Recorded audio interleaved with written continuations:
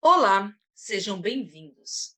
Estamos iniciando o programa Descobrindo o Espiritismo, pelo canal do YouTube da USA Intermunicipal de Ourinhos, e convidamos você a adentrar um pouquinho no conhecimento sobre o Espiritismo. O programa tratará dos conteúdos da doutrina espírita, com base no Livro dos Espíritos, no Evangelho de Jesus, seus exemplos e seus ensinos.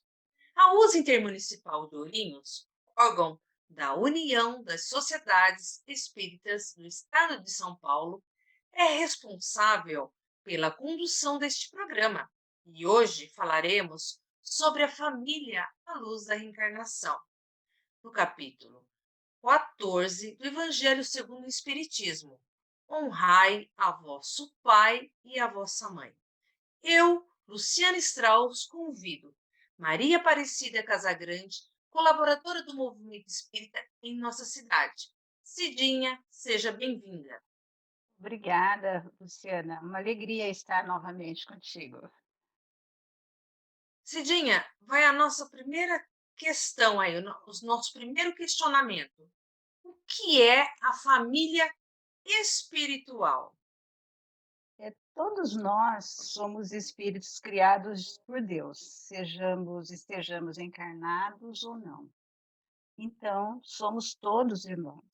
A humanidade, assim, inteira, é uma só família, vamos pensar.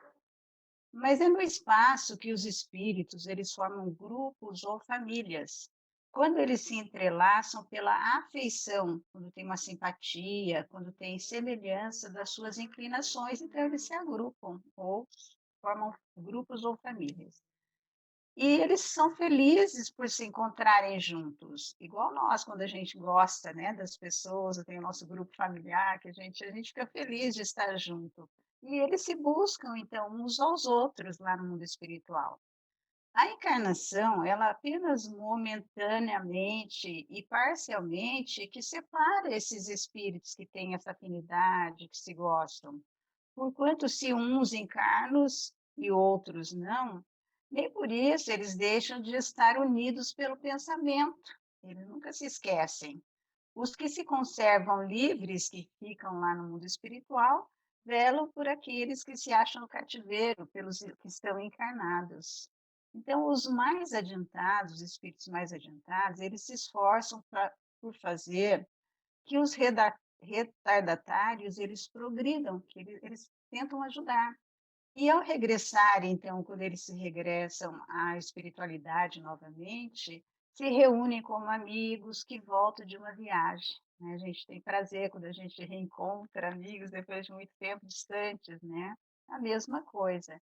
Então, muitas vezes até uns seguem os outros na encarnação, vindo aqui reunir-se numa mesma família ou no mesmo círculo de conhecimento e de amizades, a fim de trabalharem juntos pelo seu mútuo adiantamento. Então, são aqueles espíritos que a gente vê, às vezes, na família ou próximo com amigos, que têm uma afinidade incrível, que se entende tremendamente, já são amigos espirituais, digamos, né? E que renascem juntos ali naquele convívio.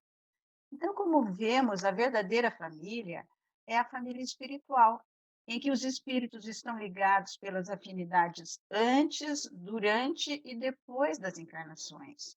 Então, a uma família espiritual é que Jesus se referia quando ele afirmou, quando ele já disse lá, ó, qualquer que fizer a vontade de meu Pai que está nos céus, este é meu irmão, irmã, minha irmã ou minha mãe. É nesse sentido, né, que ele se referiu.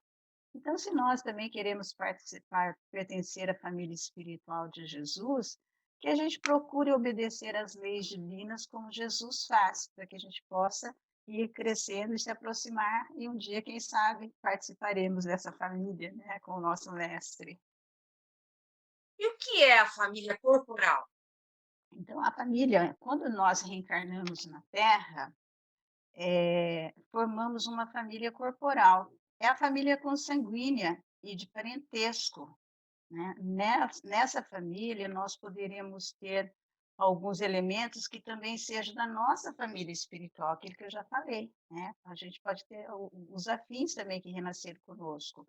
Outra parte do nosso grupo espiritual, porém, continua habitando no mundo invisível, no além. Então, a família corporal são os nossos, aqueles laços de consanguinidade, né?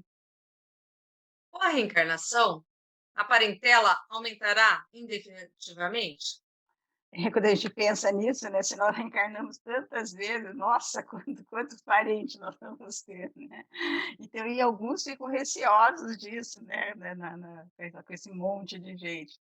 Mas não é pelo fato de nós termos tido 10 encarnações, por exemplo, que alguém encontrará no mundo espiritual 10 pais, 10 mães, 10 cônjuges, e um número proporcional de filhos e novos parentes. Nós encontraremos apenas aqueles que, com quem estiver relacionado por afinidade, pela afeição ou pela responsabilidade. Porque às vezes a gente reencarna mesmo nosso seio familiar, que seja grande como encarnados, a gente tem pessoas que nós não nos afinizamos, que nós não temos simpatias, né? Então, ele está exatamente colocando dessa maneira. E lá a família espiritual, se é por afinidade, né, nós vamos estar com aqueles afins.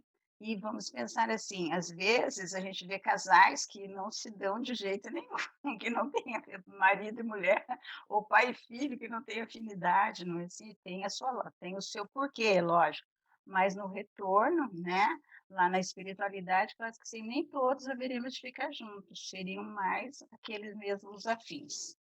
Pelo menos por enquanto, digamos assim, até nós alcançarmos aquele patamar evolutivo, né, de todos, de podermos estarmos juntos realmente como verdadeiros irmãos. A reencarnação destrói os laços de família? Alguns pensam que sim, né, alguns julgam que dessa maneira, porque de fato a ideia das pessoas unidas apenas entre si e unicamente por serem todas do mesmo sangue, ela perde a sua importância ante a lei da reencarnação. Mas nós não vemos que os laços de sangue e parentesco terreno, muitas vezes, se extinguem com o tempo ou se dissolvem moralmente já nessa vida? A gente já vê isso na própria vida. Às vezes aqui, quantos filhos se separam dos pais? Ou quanto pai que abandonou sua família já extinguindo esses laços, não se lembra, não se vê nunca mais, né? Então ele está dizendo assim, aos laços, porém que une a verdadeira família espiritual, a reencarnação ela não destrói, mas ela fortalece e aperta cada vez mais esses laços, né? Porque nós estamos, se a gente já tem afinidade, só vai cada vez afinizar mais, digamos assim, né? Então ela não vai destruir esses laços. Agora, quando nós pensamos na unicidade, numa só existência, sim, que romperia qualquer laço familiar. Se nós nascemos só uma vez, quer dizer, vai acabar, só essa existência acaba, não vai existir mais esse laço. Porque, nesse caso, os familiares não estariam ligados antes do nascimento e não poderiam estar ligados depois, se a gente só nasce uma vez, se só uma existência, pela diferença da posição espiritual que viessem a ocupar, e que seria para sempre, como penso os que acreditam no céu e no inferno, né? Só tem uma existência, ou vai para o céu ou vai para o inferno, e a gente vai acabar não se encontrando sem laços, digamos assim. E a família que temos?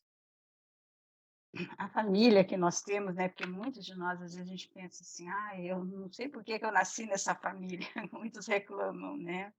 Mas a gente aprende que a família que temos é tal como nós fizemos até agora, ou tal como dela precisamos, que é uma condição evolutiva para a nossa evolução. Então, a gente está na família certa, é aquela que nós precisamos para o nosso aprendizado, para o nosso crescimento.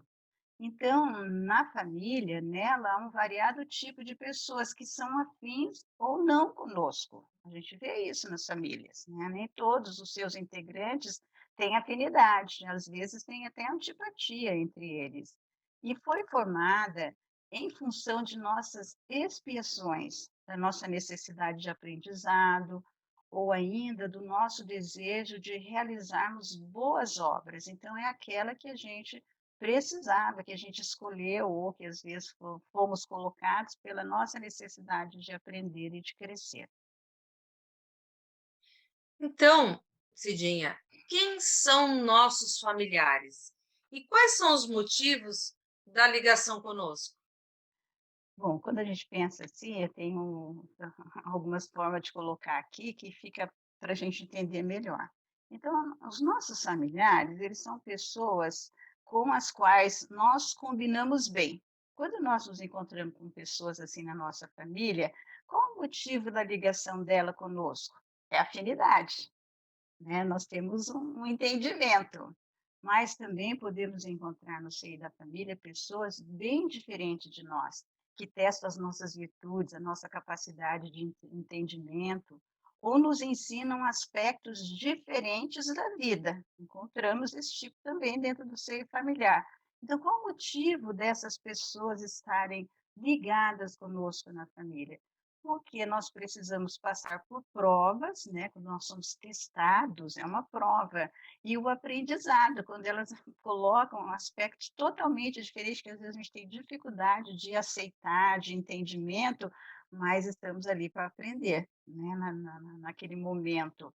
E também há pessoas, nossos familiares, a quais nós estamos ligados por vidas anteriores, porque devemos algo a eles ou elas também podem estar devendo a nós. Quando nós nos encontramos com esse tipo, qual o motivo de ligação dessa pessoa, dessas pessoas conosco? É o reajuste e a reconciliação. Porque é no seio familiar que a gente vai se reconciliar, vai se reajustar. Se a gente está devendo, a gente vai ter que, né? Ou as dificuldades que nós passamos anteriormente, para podar as arestas e aprender a se amar. Nós também vamos encontrar no seio das famílias pessoas que precisam de nós, a quem podemos ajudar com o nosso amor e entendimento. Às vezes, no seio familiar, um filho que é mais difícil, que nós precisamos auxiliá-lo, entendê-lo. Então, e por que qual o motivo dessa pessoa nessa ligação, nessa família? Porque é a oportunidade que nós temos de servir. Então, são essas conotações assim do porque nós nascemos em família. Cidinha, como agir em família?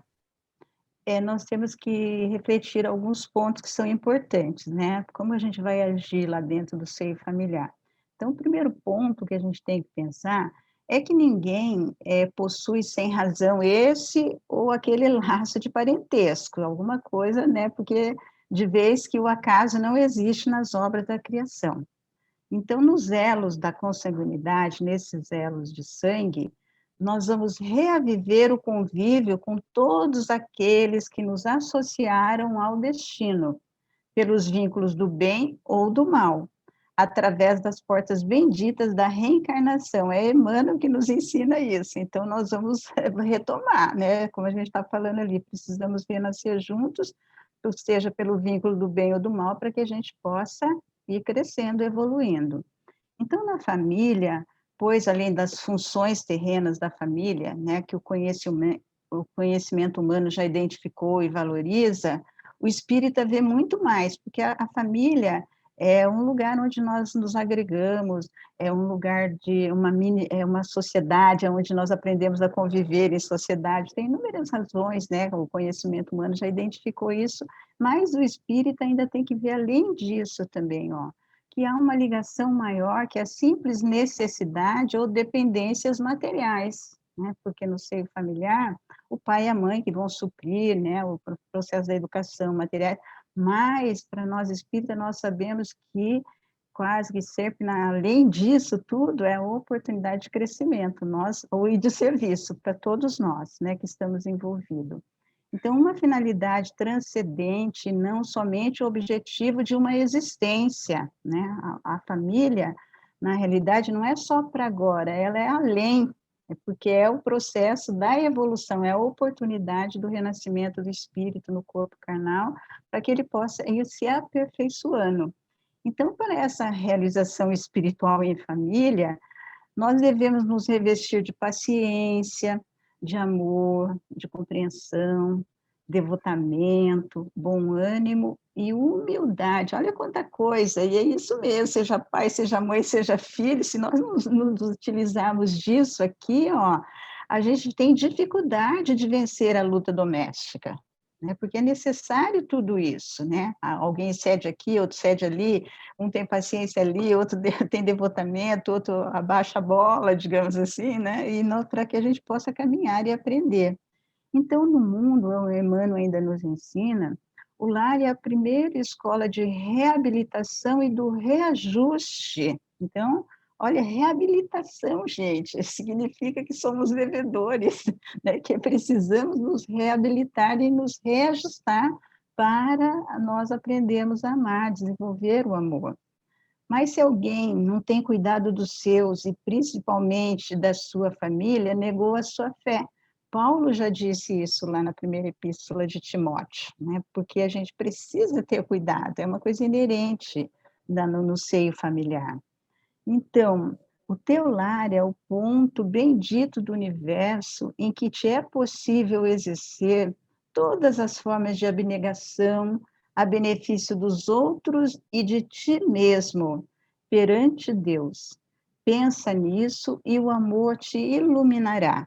Então, a abnegação não é fácil sermos abnegados, mas isso é um grande aprendizado. E que mãe que não é abnegada, que pai que não é abnegado, né, dentro das suas proporções, que filho, às vezes, que não é abnegado. Então, na realidade, é uma escola bendita para que a gente possa se reajustar, se aperfeiçoar e, principalmente, para que nós possamos aprender a amar.